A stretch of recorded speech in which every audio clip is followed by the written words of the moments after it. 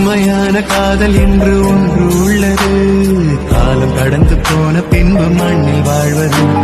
காலம் எந்த கைப்பிடிக்குள் மாட்டிக்கொண்டது. காதல் என்னை விட்டு விட்டு எங்கு சென்றது. கடவுள் வந்து பூமி மீது வாழும் போதிலும் காதல் தோல்வியாகும் போது சாக தோன்றிடும். காதல் இன்றி பூமி மீது வாழ நேர்ந்திடும். கொஞ்ச நேரம் கூட நரகம் போல மாறிடும்.